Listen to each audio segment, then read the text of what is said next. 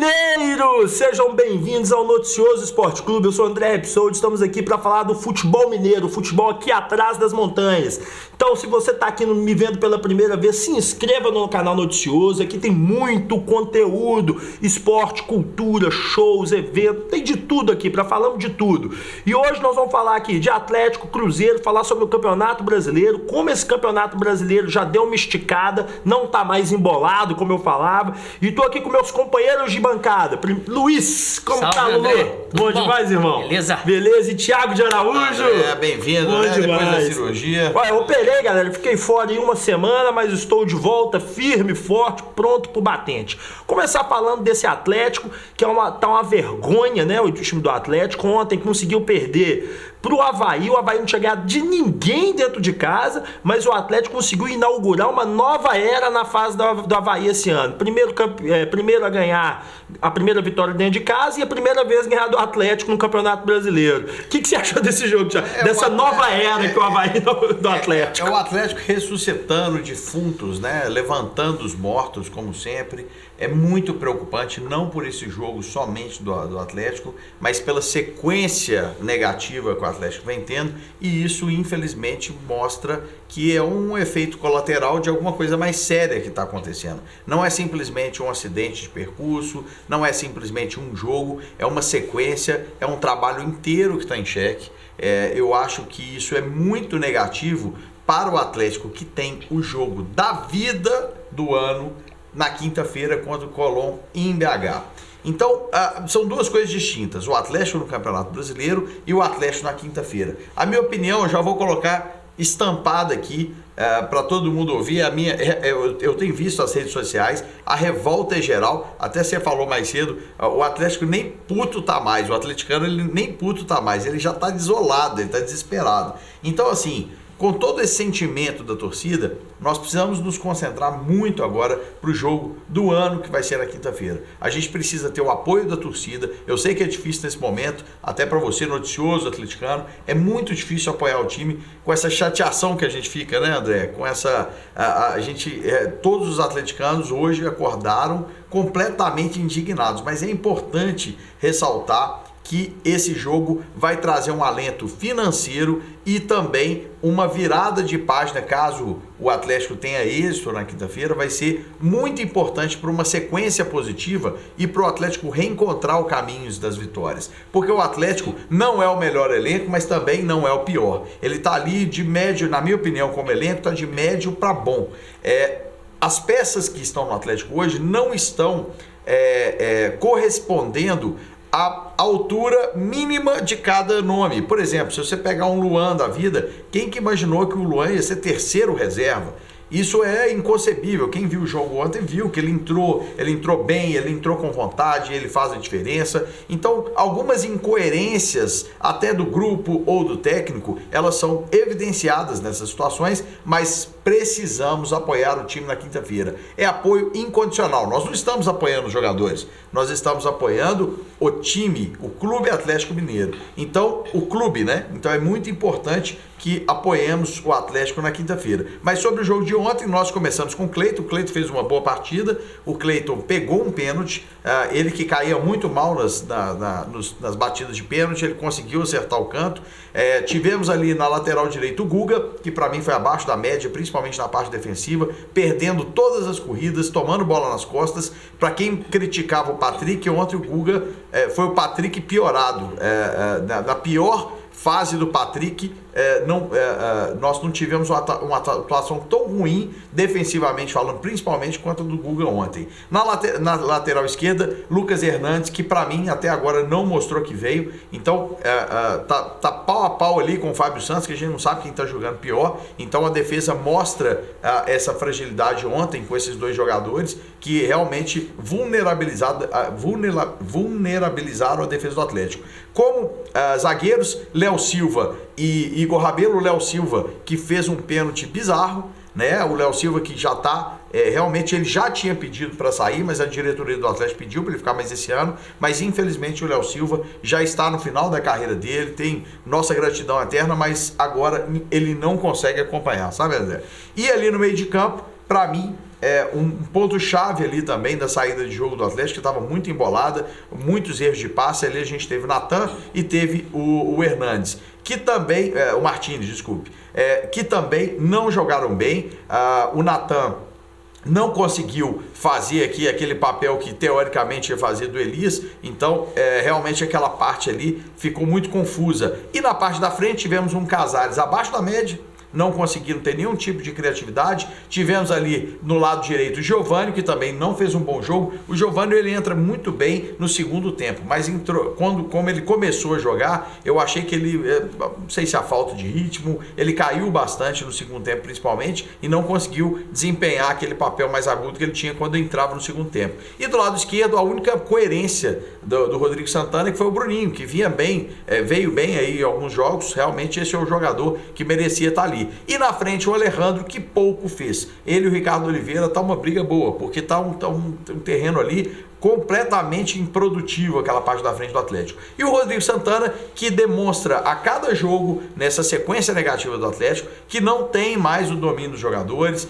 que ele também, com a sua falta de coerência, perde um pouco da atenção e do respeito dos jogadores, e isso se vê em campo com um time assustado, um time errando muitos passes, um time sem vibração, que eu acho que esse é o principal, e reflete muito também a postura do treinador em campo, tanto em campo quanto nas entrevistas. É um treinador completamente técnico, frio, falta vibração, apático, falta chute na mesa, falta demonstrar, cara. Tem que demonstrar insatisfação. Não apenas falar na entrevista que o time tá puto. Não é isso. Tem que demonstrar, dentro de campo, reclamando com o juiz, chegando pro companheiro, reclamando de uma bola que não jogou. É um time sem vibração. E isso que tá faltando pro Atlético. Então, nós precisamos realmente, da quinta-feira, na minha opinião, para virarmos essa página negativa, porque nenhuma fase maravilhosa é eterna e nenhuma fase péssima também é eterna. Acredito que o Atlético retome um melhor caminho, porque não é o pior time, mas também precisamos ver vários pontos que estão incongruentes no time do Atlético, e o Rodrigo Santana e toda a diretoria e todos os jogadores têm participação pesada nisso. Não é só o Rodrigo Santana, não são só os jogadores e não é só a diretoria, é um pack ali, é um conjunto de situações que estão levando o Atlético para chegar nessa situação alarmante. Agora, quinta-feira é a nossa esperança, né, André? Eu acho o seguinte, senhores, a partida de ontem é uma partida para esquecer. E o problema do Atlético é igual o Thiago falou, o Thiago tem razão, é um tripé de ruindade: diretoria, comissão técnica e jogadores. Tudo intervém. Primeiro, o salário atrasado, direito de imagem atrasado, os jogadores aí não querem correr, não se afastou na época certa, que foi lá atrás, em abril, na época que o Rodrigo Santana estava assumindo o Atlético, jogadores que são donos do elenco. O Atlético é um grupo dividido, são 3 grupos dentro do grupo do Atlético. Grupo dividido não se cria, porque não se ganha com grupo dividido. A diretoria é totalmente omissa, a gente não sabe o que está acontecendo no Atlético. Ela veio com esse papo de austeridade, esse papo não funciona.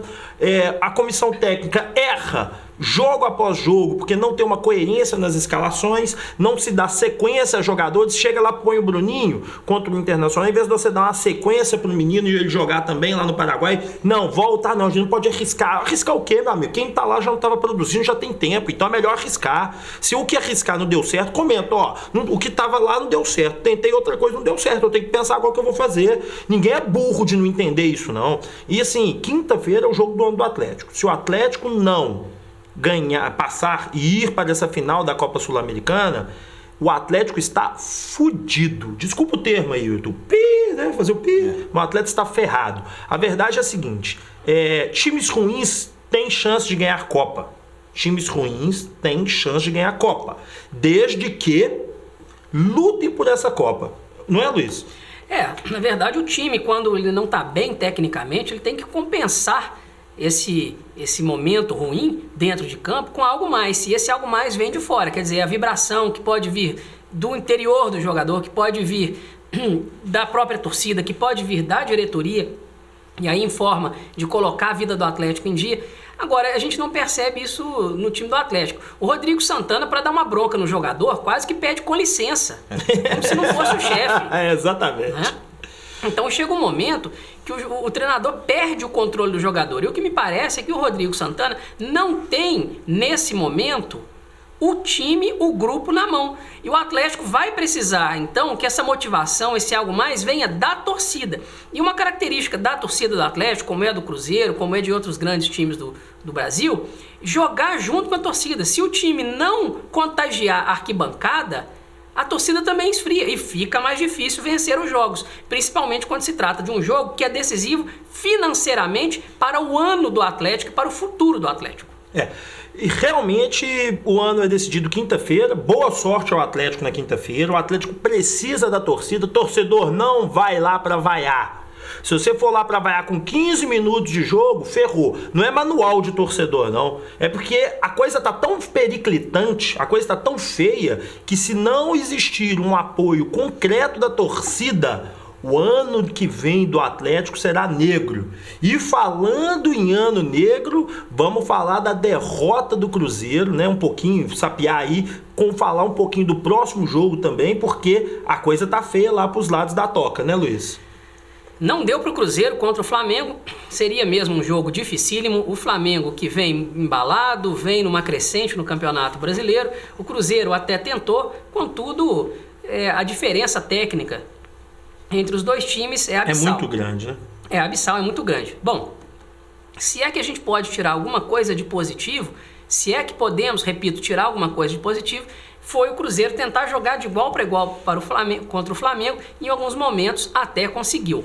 O Cruzeiro, que logo nos minutos iniciais levou um gol até muito bobo, quer dizer, uma saída de bola errada do Fábio, o Kaká não conseguiu chegar na bola. Eu acho que nesse momento também o jogador acaba ficando tenso, não consegue render o melhor, e o Gabriel abriu o placar logo no início da partida, o que dificultou também os planos do Rogério Ceni. A boa notícia é que o Cruzeiro conseguiu, naquele momento mais caloroso da partida, empatar o jogo. O Thiago Neves só apareceu para bater o pênalti, depois não vi mais o Thiago Neves. E aí, no segundo tempo, foi fatal, a lei do ex prevaleceu e o Arrascaeta fez o gol, recebendo um cruzamento do Ilharão, e decretou a vitória do Flamengo.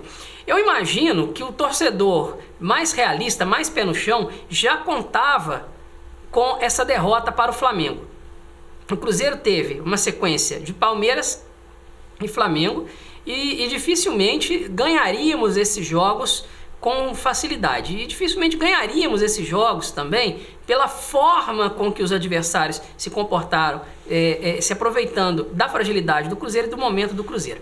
Então o que resta agora ao Cruzeiro é pontuar na quarta-feira contra o Ceará. O jogo é fora de casa, contudo, o Cruzeiro precisa enfrentar o Ceará com postura de time grande. É um adversário direto, né? O Cruzeiro tem uma sequência, André, de 4 adversários diretos contra o rebaixamento. O Cruzeiro enfrenta agora o Ceará, na sequência ele enfrenta o Goiás, depois ele pega o Inter, que não é um adversário direto, pega o Fluminense e a Chapecoense. Nos próximos programas nós vamos comentar mais detalhadamente essa sequência do Cruzeiro, que é decisiva para sair da zona da degola.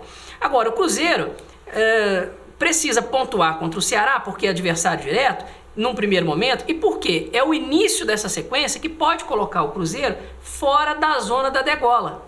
E quando eu digo fora da zona da degola, eu digo fora da zona da degola, mas correndo o risco de ser rebaixado se não mudar a postura. Bom, do ponto de vista dos bastidores, nós temos uma boa notícia. O Rodriguinho tem treinado com bola, pode aparecer contra o Ceará. Isso vai depender da avaliação do departamento médico, do Rogério Ceni. E aí a dúvida, o Rodriguinho jogaria aberto? O Rodriguinho jogaria como o primeiro volante? Ou como um segundo volante, como já fez em outros momentos no Corinthians, não é? E dessa forma, o Dodô jogaria na lateral, seria escalado no meio, escalaria o Ederson para o meio de campo. O Rogério Ceni poderia entrar assim. Então o Rogério Ceni tem tentado possibilidades para ajustar esse time do Cruzeiro, mas o time do Cruzeiro não tem correspondido. Bom, o Cruzeiro também segue sendo a grande notícia fora do campo. Isso já é quase que uma repetição infinita aqui no noticioso e na grande imprensa. Por quê? O Cruzeiro nesse momento, estávamos comentando aqui antes de começar o programa, vai completar o segundo mês de direito de imagem, por exemplo, a ser pago. Então o time vai acumulando um passivo muito grande e o Cruzeiro não tem caixa para arcar com essa dívida. E eu diria mais, hoje, e aí André, Thiago, hoje, quem quer comprar jogador do Cruzeiro? Quem quer comprar jogador de um time que está na zona do rebaixamento? E mais, se o Cruzeiro vender um jogador hoje, ele vende por um valor muito menor do que conseguiria com o time estando bem. Então a situação do Cruzeiro é periclitante. A solução possível seria via empréstimo. Só que aí é uma faca de dois gumes. Se por um lado o empréstimo recheia o caixa do clube para agora, por outro esse empréstimo aumenta ainda mais o passivo, a dívida do Cruzeiro, que ultrapassa 500 milhões de reais. Então a situação do Cruzeiro fora de campo não é das mais confortáveis e tem refletido dentro do campo. Eu queria falar aqui sobre mais dois aspectos. O primeiro deles é que a diretoria do Cruzeiro precisa botar a cara. Eu tenho percebido uma diretoria também acovardada, mais uma vez acovardada. Sentimos falta do presidente após o Flamengo. O torcedor compareceu, foram aproximadamente 40 mil cruzeirenses. Isso não é pouco se você pensar a fase do time, a época do jogo, não é? Por mais que tenha ali o valor do ingresso sendo diminuído, não é? Mas enfim, mesmo assim, nós não estamos num Brasil de ostentação financeira, pelo menos para a maior parte da população brasileira. Então a torcida compareceu, a torcida viu o presidente, fez o que tinha que fazer, apoiou incondicionalmente o time, cobrou ao final, aplaudiu e cobrou. Aplaudiu a entrega de alguns, cobrou de quem tinha que cobrar, os medalhões, não é? Poupou o Rogério Ceni da crítica, porque entendeu que o Rogério Ceni tem feito as mudanças que o Cruzeiro precisa, e cobrou da diretoria. E a diretoria, mais uma vez, se acovardou. Eu senti falta do presidente ao lado do treinador, do presidente ir ao microfone, falar, dar explicações. A gente não sabe o que acontece com o Cruzeiro, é preciso abrir a caixa preta do Cruzeiro, assim como é preciso abrir a caixa preta do Atlético. Quer dizer, hoje nós não temos acesso ao que acontece dentro dos clubes e a torcida não aceita isso. A torcida percebe e começa, de fato, a cobrar cada vez mais dessas diretorias omissas. E o segundo aspecto é que o Rogério Ceni, depois de dada a autonomia que ele pediu no jogo contra o Grêmio, ele tem feito aquilo que tinha prometido. Já colocou o doutor Edilson na intertemporada, já colocou o doutor Fred para treinar, já colocou o doutor Egídio para treinar, tem trabalhado mais a parte técnica do que se fazia no momento anterior com o Mano Menezes. Então o Cruzeiro esboça condições. Agora, o Rogério Ceni, a gente precisa também que você seja coerente. O Maurício entrou bem em jogos passados contra o Vasco. O Maurício não teve uma sequência. O Maurício precisa de uma sequência, não é? Então não adianta colocar o garoto também jovem para jogar e não dar uma sequência, porque quem está em campo não tem correspondido. Hoje eu diria, o Maurício tem sido, estou dizendo que seja melhor, tem se doado mais, pelo menos contra o Vasco, se doa mais do que o Thiago Neves. Eu não estou dizendo que tem que botar o Thiago Neves no banco em definitivo e botar o Maurício para jogar, mas uma competição um pouco mais igualitária precisa acontecer no time do Cruzeiro. Diferentemente do Atlético, o problema do Cruzeiro não é o tripé. O tripé do Atlético é comissão técnica, jogadores de diretoria. O Cruzeiro não tem um problema hoje com a comissão técnica. Não tem. A comissão técnica hoje está fazendo o que pode, está fazendo as mudanças necessárias. O problema chegou agora também, chegou né? agora. O problema principal do Cruzeiro hoje é externo, é extracampo, que afeta dentro das 4 linhas. Então, o problema maior do Cruzeiro hoje, quem acompanha os noticiários aí sabe que a coisa só vai piorando. Você cada dia tem uma notícia pior, as coisas ao invés de melhorarem fora de campo, elas pioram, e isso reflete nessa fase do Cruzeiro, que tem uma sequência de jogos, ô meu amigo Luiz, que eu acho que é a mais importante do ano para poder efetivar a saída e a projeção do Cruzeiro fora dessa zona de rebaixamento. Então, os confrontos diretos que vêm aí nas 5 próximas rodadas, eles são preponderantes para que o Cruzeiro saia dessa situação. É claro que, pegando Palmeiras e Flamengo, times que são mais bem estruturados tecnicamente falando, que são times que estão bem à frente agora dos times agora de Minas, né? E o Atlético também se inclui nisso. Então, são times que era muito difícil você prever um êxito do Cruzeiro em cima desses jogos. Então, o jogo, você perder jogos como Palmeiras e Flamengo, embora isso na história dos clubes mineiros não deva ser achado, isso não deve ser normal, mas dentro da situação atual dos times mineiros, é uma coisa que passa por uma normalidade. O que não é normal é o Cruzeiro perder agora para o Ceará. Isso não é normal. Então é importante que o Cruzeiro deposite todas as forças para ganhar esses jogos diretos contra times que não têm o mesmo tamanho do Cruzeiro, ou seja, tem que encarar os times como um time grande e poder colocar essa supremacia e provar isso dentro de campo. Joga a tabela pra gente, por gentileza. Olha para você ver, amigo noticioso. O Atlético, por exemplo, se ganhar o próximo jogo, não passa o Bahia. E o Cruzeiro, André, se ganhar o próximo jogo, ele vai a 21, mas olha a situação extremamente difícil do Cruzeiro. Ele vai a 21, mas ele não se distancia do Ceará, ele não se distancia do Fluminense, ele se aproxima, né, ainda, é verdade, do Fortaleza, e tem o Vasco ali com 24 pontos. Quer dizer, a briga está muito aberta, mas para isso os times precisam fazer a parte deles. Vou fazer um comentário aqui interessante com vocês. Olha que interessante, as rendas dos times, né? Primeiro colocado, Flamengo.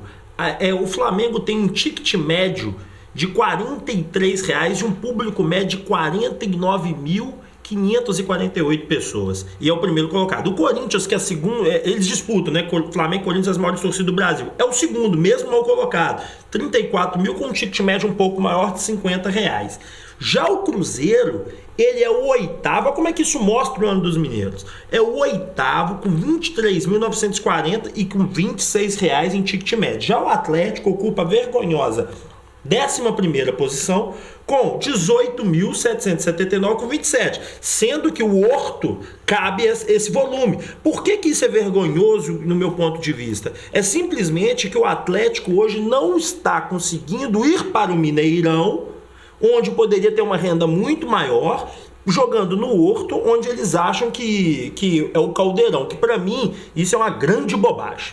A galera fala, o Horto é o Caldeirão o Atlético ganhou tudo que ganhou no Mineirão. Libertadores foi no Mineirão, Copa do Brasil foi no Mineirão, Recopa foi no Mineirão, a maioria dos títulos mineiros foi no Mineirão, tudo. A questão do Horto é simplesmente uma mitologia, porque nós pegamos um grande time em 2013 e o estádio era o Horto. Agora você vê que com um time mais fraco, o Horto não tem a serventia que todo mundo acha que tem. E agora vamos entrar na seguinte questão do América. O América que vem aí trabalhando bem. A gente falava há vários programas de como o América vinha subindo com cada vitória. Joga a classificação da tabela do América pra gente, viu? Olha o América aí, que legal. O América já está em 10º com 32 pontos. E próximo ao primeiro ali da zona de acesso, com 36. Né? Isso é bom demais. O América ganhou de 2-0 do Sport. Foi uma partida excelente. O próximo jogo do América vai ser fundamental para o ano do América. A vitória do América no próximo jogo contra o Brasil de Pelotas, que é hoje, né?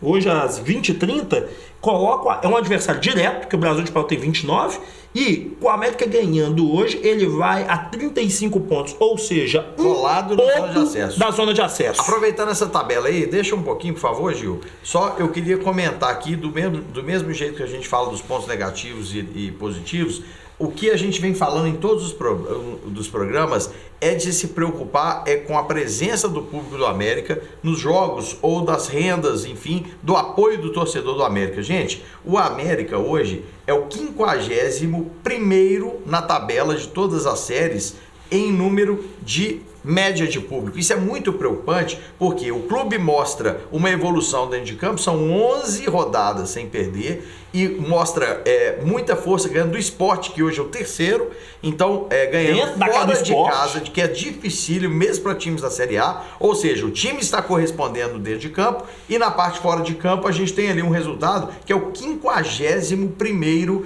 no lugar ali de todas as séries, ou seja, A, B, C e D. A, B, C e D. Então o América está atrás de times de várzea. Então esse número e essa média não é condizente com as possibilidades do América de pleitearem melhores posições, ou, enfim, o América não está merecendo esse descaso da torcida com o momento atual. É uma hora de apoiar. Então a nossa crítica aí à torcida do América para poder fazer valer essa evolução do América. E sobre a Série B eu também queria falar sobre o Figueirense, que, enfim, o Figueirense está num problema aí com a empresa que administra, eles romperam e o Figueirense demonstrou a CBF e está cogitando sair da Série B. Isso é uma coisa muito séria, porque, pelo menos na Série B, eu não me recordo de ter uma situação parecida. É uma situação muito ruim para o futebol. Lembrando aí que o Figueirense joga agora o próximo jogo contra o Bragantino e fica a dúvida se, inclusive, vai comparecer no jogo. Então esse aí é um assunto da Série B que está sendo muito falado hoje. Essa questão do Figueirense é seríssima. Eu alerto muito a todos que me conhecem aí no mundo do futebol que o futebol mudou em 1º de janeiro de 2018. A forma da TV pagar mudou, a forma de interagir que as empresas apoiam um time no mercado mudou. Hoje as empresas, quando vão investir num time, gente, eles fazem assim: qual que é o alcance desse time nas mídias sociais? Esse time está tendo esse alcance aqui nas mídias sociais. Você fala, então esse time vale a pena eu pôr minha propaganda lá, porque esse time toda hora vai ser falado. Mudou e as pessoas não conseguiram entender que o futebol mudou. Desculpa o termo que eu vou usar, um termo ruim, meio estapafúrdio, mas as pessoas mais velhas, elas acham que o futebol ainda é o futebol dos anos 70, 80, 90, que vê um menino, se revela e acabou. Isso acabou.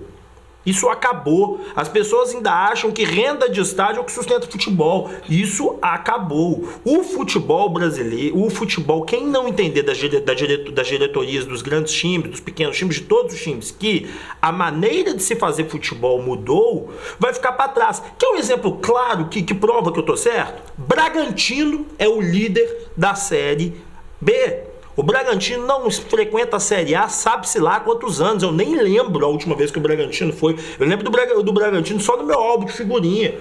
É sério. O Bragantino não frequenta a Série A há anos, porque quando o time dependia só da criação da base, esses times chegavam. Só que isso acabou, gente. Hoje o menino lá que joga lá, vou dar um exemplo aqui, no Ases de Arapiraca, ele é bom, ou ele já vem para os times grandes do Brasil, ou vai para a Europa. Então acontece o seguinte: quem lidera o campeonato hoje é o Flamengo, milionário. Quem tá aí correndo atrás do Flamengo hoje é o Palmeiras, milionário. O resto tá disputando um campeonato à parte. Você vê os times que estão se colocando bem, igual o Grêmio, que tem um posicionamento de direção de alto nível, está se posicionando bem. O Atlético e o Cruzeiro estão nessa bancarrota. Eu vou explicar de forma muito simples para você, amigo noticioso. É simples. Temos pessoas hoje interessadas em fazer o seu dentro dos times do futebol de Minas. E não preocupado em administrar time. Isso tudo porque não se tem uma oposição séria. O Atlético, por exemplo, não tem oposição. Você não vê o único cara, que era o Marcos Cadar, que estava lá peitando a diretoria do Atlético, ele não conseguiu ser reeleito como conselheiro. O único cara que pôs a boca do trombone, eles colocaram ele para fora. No Cruzeiro, você tem aí o Zezé Perrella, mas que é da mesma laia dessa turma. É da mesma laia. Então é o seguinte: o que está acontecendo no futebol mineiro era motivo de interdição do Ministério Público. Isso é sério. O Ministério Público chega: deixa eu ver isso aqui que vocês estão fazendo aqui. Sabe por quê, gente? Porque é grave. O futebol mudou. O Calil alertava sobre isso desde 2013, falando, se não arrumar a casa e ficar sério, Flamengo e Corinthians, na hora que se organizar, vão disparar. O Palmeiras tá aí nessa aí, que se organizou com a arena lá deles e ainda arrumou a mãe. Então isso é muito sério, gente, isso é muito sério. A questão do Bragantino tá aí, ó. O Bragantino tem o apoio da Red Bull aí, que comprou lá o direito de administrar o Bragantino. O Bragantino já está disparado aí, subindo pra Série A. Vai ser campeão, disparado pra subir pra Série A. Vai ser campeão da Série B, sei lá. Mas o que eu tô demonstrando pra vocês é que antes o Bragantino não disputava pra subir, agora o Bragantino tá ali. André, agora uma coisa muito séria também é o risco da espanholização do futebol brasileiro. E eu não vejo por parte dos clubes a vontade de mudar esse estado de coisas. Não Os tem. clubes estão ainda muito apegados à cota de TV, e eu acho que é um motivo muito grave se apegar apenas à cota de TV, pela cota de TV, sendo que há alternativas. A Primeira Liga foi uma tentativa de mudança do estado de coisas, mas na hora de bater a mão na mesa, na hora de peitar a CBF, na hora de os clubes se unirem para que se fizesse uma outra forma de competição, uma outra liga, enfim, um outro campeonato, um outro produto, vamos dizer, um outro produto para colocar na televisão, para colocar nas mídias sociais, enfim, um outro produto. Nós não vimos isso. O futebol inglês passou por um momento, e aí vale a pena a gente recordar, muito ruim, tecnicamente, fora de campo, todo atabalhoado, perdido. Com a criação da Premier League, quer dizer, é claro que aí as discrepâncias também existem. Contudo, os clubes é que em grande medida sentam e definem as normas. E definem as normas porque os clubes sabem que ao oferecerem um produto melhor, o retorno financeiro vem, em que pese existirem as discrepâncias. Agora, do jeito que estamos aqui, com futebol de baixíssima qualidade, com clubes cada vez mais enriquecidos, como é o caso de Flamengo, de Palmeiras e pelo potencial que tem de se colocar no mercado Corinthians, o futebol mineiro corre o risco de ficar para trás, mal administrado como ele vem sendo. Amigo noticioso, muito obrigado pela sua presença aqui no canal. Sejam bem-vindos, se inscreva nesse canal, um canal de conteúdo diverso das coisas aqui de Minas, atrás das montanhas aqui, ó, onde a gente gosta de ficar. Aqui, compartilhe esse vídeo nas suas redes sociais, Facebook, Twitter, Instagram, principalmente nos seus grupos de WhatsApp aí, pra galera poder nos acompanhar. Ative o sininho de notificações que toda vez que o canal Noticioso postar um vídeo, você vai receber um comunicado no seu celular. Não custa nada, não ocupa a memória do seu celular, é só um lembrete, beleza? Tamo junto, muito obrigado pela presença aí do Thiago, obrigadão, valeu Luiz. E ó, sexta-feira tem mais, obrigado e valeu. Olá! Você está assistindo o canal Noticioso. Se inscreva no nosso canal. Clique nesse botão logo abaixo do vídeo. Aproveite também e clique no sininho ao lado para ser notificado assim que publicarmos novos vídeos. Dessa maneira, você sempre saberá dos novos lançamentos do nosso canal. Toda semana, novos vídeos falando, entre outras coisas, sobre cultura, música, cidadania, saúde, finanças, mobilidade e muito mais. Não se esqueça, se inscreva no nosso canal. Grande abraço!